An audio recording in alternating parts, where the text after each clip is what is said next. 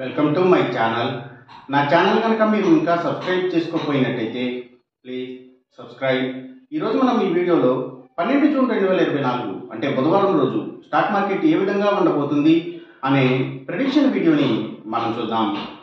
అసలు బుధవారం రోజు ఓవరాల్గా స్టాక్ మార్కెట్ ట్రెండ్ ఎలా ఉండబోతుంది అనేది తెలుసుకునే ముందుగా ప్రీ మార్కెట్ సెషన్ గురించి మనం ప్రెడిక్ట్ చేయాలి అంటే అంతకన్నా ముందు రోజు అంటే Tuesday America stock market Nasdaq mixed ట్రెండ్గా మూవ్ అయ్యే అవకాశం ఉంది. అందులో ఎక్కువగా నెగిటివ్గానే ట్రెండ్ అయ్యే అవకాశం ఉంది. అలాగే నెక్స్ట్ రోజు అంటే వెన్స్డే మార్నింగ్ టైము ఒక నెగిటివ్ ట్రెండ్ని చూపించే అవకాశం ఉంది. ఏషియన్ మార్కెట్స్ ఒక నెగిటివ్ మూమెంట్ని చూపించే అవకాశం ఉంది.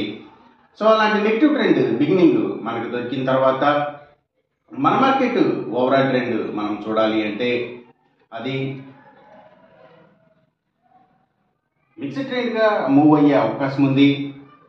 సో ఆ మార్కెట్ మూవ్మెంట్ అనేది గ్రీన్ పాయింట్స్కి రెడ్ పాయింట్స్కి మధ్యలో కూడా మూవ్ అయ్యే ఛాన్స్ ఉండే రోజుగా మనం ఈ బుధవారాన్ని చెప్పుకోవచ్చు. అలాగే సేమ్ బ్యాంక్ నిఫ్టీ కూడా మిక్స్డ్ ట్రెండ్గానే మూవ్ అయ్యి అలాగే సేమ్ బ్యాంక్ నిఫ్టీ కూడా హైలీ వోలటైల్గా ఉండి గ్రీన్ మార్క్స్కి రెడ్ మార్క్స్కి మధ్యలో కూడా మూవ్ అయ్యే ఛాన్స్ ఉండే రోజుగా మనం ఈ బుధవారాన్ని చెప్పుకోవచ్చు. నిఫ్టీ ఐటీ మాత్రం నెగిటివ్గా ట్రెండ్ అయ్యే అవకాశం ఉంది.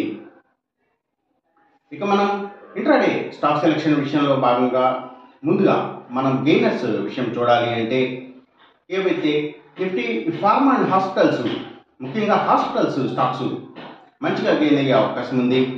అలాగే ఇంకా ఫుట్వేర్కి సంబంధించిన కంపెనీల స్టాక్స్ కమ్యూనికేషన్ యాప్స్ని బేస్ చేసుకుని సర్వీసెస్ ఇచ్చే కంపెనీల స్టాక్స్ అంటే అవి కొరియర్ సర్వీసెస్ డెలివరీ సర్వీసెస్ అలాగే ఎడ్యుకేషన్ సర్వీసెస్ని ఇచ్చే కంపెనీల స్టాక్స్ ఇవన్నీ కూడా మంచిగా గెయిన్ అయ్యే అవకాశం ఉంది బుధవారం రోజున. అలాగే ఇంకా ఆయుర్వేదిక్ మెడిసిన్స్ని తయారు చేసే కంపెనీల స్టాక్స్ ఆర్గానిక్ ప్రొడక్ట్స్కి సంబంధించిన కంపెనీల స్టాక్స్ ఇవన్నీ కూడా గెయినింగ్ సైడ్ ఉండే అవకాశం ఉంది. పబ్లిక్ లిమిటెడ్ కంపెనీల స్టాక్స్ కూడా చాలా వరకు గెయినింగ్ సైడ్ ఉండే అవకాశం ఉంది బుధవారం రోజున.